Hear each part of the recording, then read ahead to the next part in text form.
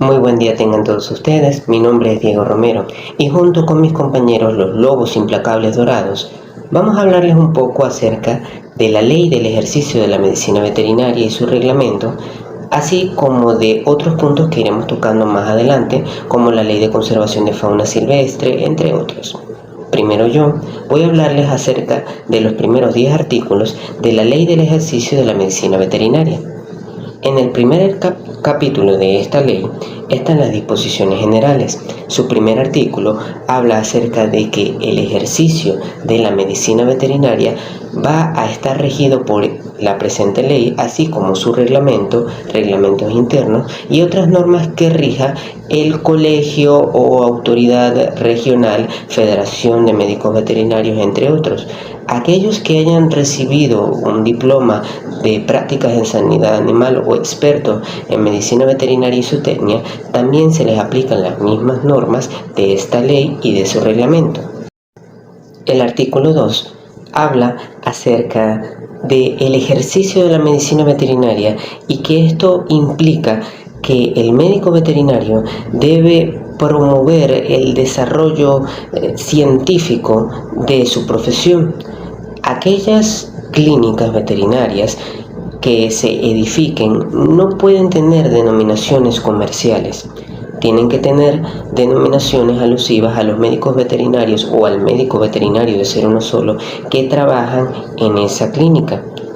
Pueden tener una denominación más impersonal, se puede, pero esta siempre debe responder a las buenas costumbres, principios de ética, de integridad, de respeto, que también pueden incluirse como parte de la denominación de dicha clínica veterinaria u hospital veterinario. En el artículo 3 se habla sobre que ningún médico veterinario puede ejercer funciones en su clínica que, debido a su naturaleza comercial o industrial, puedan confundir sobre el ejercicio de su profesión, puedan generar confusiones.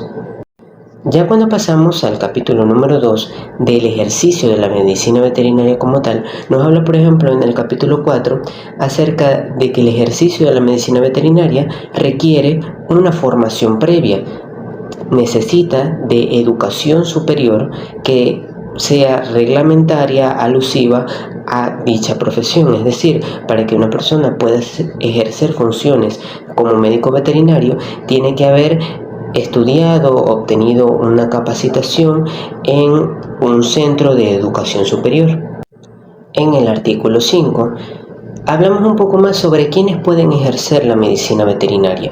Primero, obviamente, aquellas personas que se hayan graduado, hayan obtenido el título de médico veterinario o doctor en medicina veterinaria, y también aquellas denominaciones correspondientes para los prácticos en sanidad animal y expertos en veterinaria y zootecnia. El segundo tipo de persona que puede ejercer la medicina veterinaria serían médicos veterinarios extranjeros que hayan venido a Venezuela, pero para ello ellos deben haber obtenido en su país, en el extranjero, una titulación que les permita ejercer la medicina veterinaria para poder ejercerla aquí en Venezuela. El tercer tipo de persona que puede ejercer la medicina veterinaria sería también, hablando de los extranjeros, un médico veterinario extranjero que haya sido contratado por el gobierno para ejercer alguna función determinada aquí en el país y que después de finalizado su contrato puede ejercer la medicina veterinaria siempre y cuando cumpla con los reglamentos y requisitos legales, tanto como los que pidan las entidades gremiales como las de la presente ley y su reglamento. Y por último, el cuarto tipo de persona sería aquella que se haya graduado, un médico veterinario que se haya graduado en el extranjero siendo venezolano y que haya tenido su graduación en una fecha ya más allá de 6 años después de promulgada esta ley. Puede volver a Venezuela y ejercer la ley sin requerir a revalidar su título, simplemente cumpliendo con los requisitos legales que le permitan a una persona ejercer su profesión, pero no va a necesitar revalidar el título para hacerlo. Para finalizar el capítulo, el último artículo, el sexto artículo, habla sobre que ningún médico veterinario que ejerza funciones integrales como un funcionario público, por ejemplo, puede ejercer la medicina veterinaria, a menos de que sea un cargo ad honorem accidental, como docente, como asistente, que debido a la naturaleza de su trabajo, a la reglamentación de su trabajo, exija dedicación a tiempo completo. Pasando ya al capítulo 3 de los deberes y derechos del médico veterinario, vamos con el séptimo artículo. Él nos habla un poco acerca de que el médico veterinario debe ofrecer al cliente, a aquella persona que solicite sus servicios, un concurso de la cultura que posee, de las habilidades que tiene, de las técnicas, siempre realizadas con esmero, con rectitud, para ofrecer el mejor tratamiento a aquellos pacientes, a aquellos casos que le sean atribuidos. Siempre debe hacerlo de la mejor forma posible. El octavo artículo habla acerca de una situación en el que los médicos veterinarios se ven obligados a prestar sus servicios en situaciones de crisis, de riesgo, que puedan poner en peligro a la riqueza pecuaria de la región, y deben prestar la ayuda tanto a las entidades públicas como privadas que se lo soliciten. El noveno artículo, ya este es el penúltimo artículo, nos explica sobre que obviamente un médico veterinario tiene derecho a cobrar honorarios en retribución a los servicios que él ofrece. Tiene derecho a solicitar un pago en intercambio de su trabajo. Y que si un cliente o entre el médico veterinario y cliente no hay un acuerdo debido al monto de los honorarios presentados por el médico veterinario, esta discusión o disparidad de opiniones tiene que resolverse a través de un juicio breve por medio del tribunal que se encuentre en mayor competencia para efectuar dicho procedimiento. El último artículo, en este caso el 10º artículo, nos habla sobre que el médico veterinario o el doctor en medicina veterinaria puede anunciarse sobre su profesión en general, pero en caso de que dicho médico veterinario tenga una especialidad, va a requerir del apoyo de aquella rama o colegio o institución gremial para anunciarse. Además, para poder hacerlo tiene que tener una certificación mayor a un año, ya sea de una institución nacional o extranjera, que sea reconocida por el Ministerio de Agricultura y Cría y por dicha institución gremial para poder anunciarse como un especialista. Feliz día, mi nombre es Ana Prada y les voy a estar citando los capítulos 4, 5 y 6 de la Ley del Ejercicio de la Medicina Veterinaria. El capítulo 4 habla acerca de aquellos que ejercen ilegalmente la medicina veterinaria. Específicamente vamos a hablar ahora del artículo 11, numeral 1, hace referencia a aquellas personas que se proclaman médicos veterinarios y participan en labores de la profesión. Incluso podemos mencionar a aquellos que son estudiantes y toman atribuciones de diagnosticar y realizar algún tratamiento médico sin haber obtenido aún el título. En el numeral 2, en este caso se refiere a aquellos profesionales que ya obtuvieron el título y se están desempeñando profesionalmente en el área de la medicina veterinaria, pero estos aún no han colegiado su título. En el numeral 3, aquellos profesionales que han sido sancionados suspendiendo su actividad profesional y aún así ejercen en este tiempo de suspensión. En el numeral 4, señala a los profesionales que hacen su ejercicio profesional contradiciendo las normas de la ley y su reglamento, y los reglamentos internos de los organismos gremiales. En el numeral 5 alude a aquellos profesionales que ya están colegiados que sirven de patrocinio a aquellas personas que se mencionan en el numeral 1, es decir, aquellos profesionales que sirven de amparo para quienes practican ejercicio de médicos veterinarios sin serlo. El artículo número 12 habla sobre las sanciones que serán aplicadas a las actividades ilegales realizadas. Esto se hará en función al reglamento de la presente ley. La usurpación de títulos y ejercer sin estar colegiado llevará a cabo una penalización conforme a lo establecido con el Código Penal. El capítulo 5 habla acerca de los técnicos auxiliares. El artículo 13 explica a aquellos que su formación para prestar servicios relacionados a la medicina veterinaria, ya sea en una entidad técnica, deben de sujetarse a los estatutos internos que dicten los colegios de médicos veterinarios, lo cual se ajustará a las actividades específicas de técnicos y auxiliares. El capítulo 6 habla acerca de la inscripción de los títulos. El artículo 4 de dicho capítulo especifica que todo aquel que haya finalizado su carrera de medicina veterinaria debe de inscribir su título en un colegio de médicos veterinarios, así como en los otros organismos gremiales que determine el reglamento para poder ejercer legalmente la profesión. El artículo 15 explica que se debe realizar una solicitud por escrita para poder inscribir el título ante el colegio. Dicha solicitud debe de ir acompañada por, numeral 1, el título del médico veterinario con una validación en caso de que el título sea obtenido en el extranjero. Numeral 2, los derechos de registro correspondientes, y esta solicitud de inscripción se procesará de acuerdo con los reglamentos respectivos. No podrán registrar sus títulos los extranjeros no justificados en la previsión del ordinal, aunque ya hayan revalidado. El artículo 16 hace referencia a que el profesional que inscriba su título en el colegio legalmente puede iniciar su desempeño profesional a nivel nacional, en caso de que éste cambie de entidad y que en ese territorio donde decide establecerse pertenezca a otro colegio, debe de esperar 30 días para incorporarse nuevamente y entregar otra solicitud a este colegio y la constancia de su anterior inscripción. Ya por último, la solvencia de pagos en las contribuciones. Hola, mi nombre es María Daniela Toro y hoy les voy a citar el capítulo 2 y capítulo 3 del reglamento de la Ley del Ejercicio de la Medicina Veterinaria. El capítulo 2 habla de los deberes de los médicos veterinarios. El artículo 3 cita que son deberes de los médicos veterinarios: primero, inscribirse en el respectivo colegio o delegación. Segundo, incorporarse al colegio o delegación correspondiente en el caso de cambio de residencia o domicilio.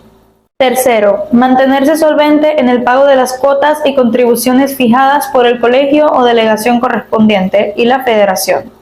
Cuarto, asistir con puntualidad a las reuniones de las asambleas.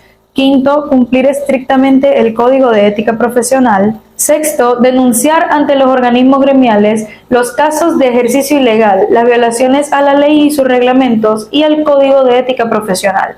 Séptimo, dar estricto cumplimiento a las decisiones, acuerdos y resoluciones que dicten los organismos gremiales.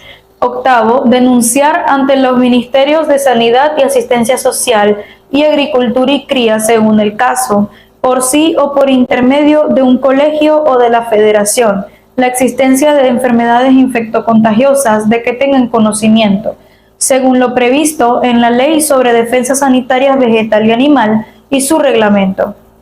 Noveno, ejercer los cargos de defensor cuando lo requiera el tribunal disciplinario. Y décimo, los demás que le señalan las leyes, reglamentos y organismos gremiales. El capítulo 3 habla del ejercicio ilegal de la profesión.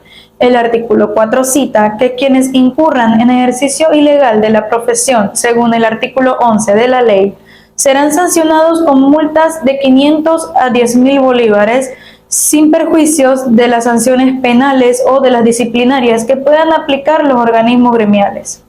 El artículo 5 cita que la calificación de los actos de ejercicio ilegal de la profesión y la aplicación de las sanciones previstas en el artículo anterior serán de la competencia del Ministerio de Sanidad y Asistencia Social.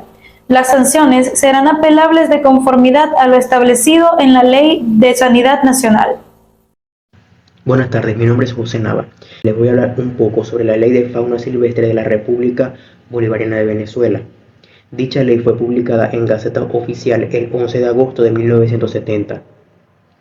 En el capítulo único, en su artículo 1, establece que la presente ley regirá la protección y aprovechamiento racional de la fauna silvestre y de sus productos y el ejercicio de la caza. Artículo 2. A los efectos de la presente ley se considera fauna silvestre los animales, aves, reptiles y batracios que viven libremente fuera del control del hombre en ambientes naturales y que no pueden ser objeto de ocupación sino por la fuerza.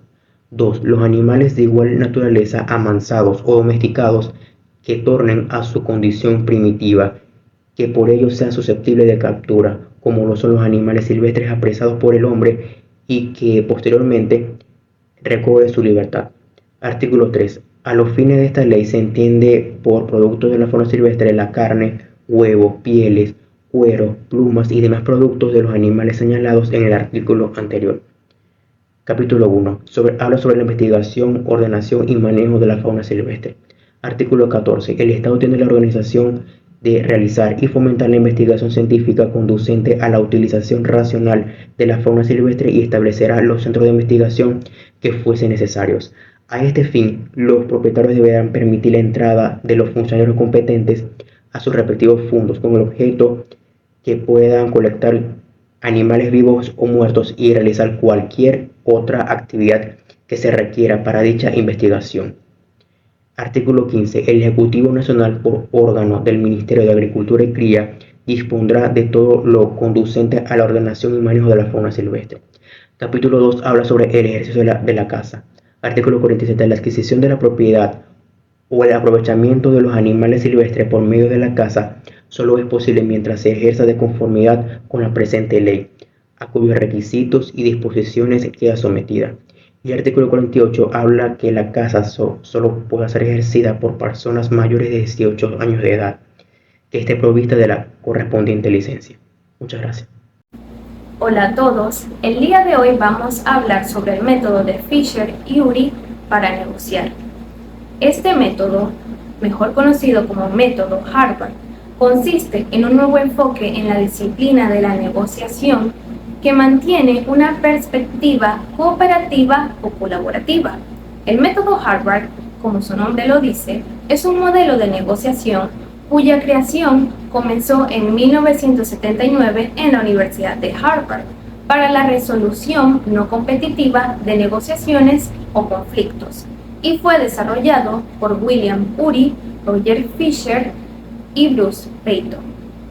De este modo, Urey y Fisher, junto con Peyton, en su obra llamada Sí, de acuerdo, cómo negociar sin ceder, presentan el método Harvard, el cual establece una serie de puntos que sugieren pasos para remodelar la forma de negociar, con el objetivo de que todas las partes involucradas en la negociación ganen. Estos autores además sugieren que se debe atacar el problema y no a las personas.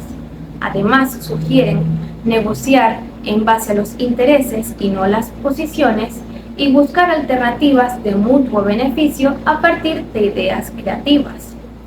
Este modelo, es decir, el método Harvard, se apoya en 4 puntos o elementos básicos, que son las personas, los intereses, las opciones y los criterios. Las personas.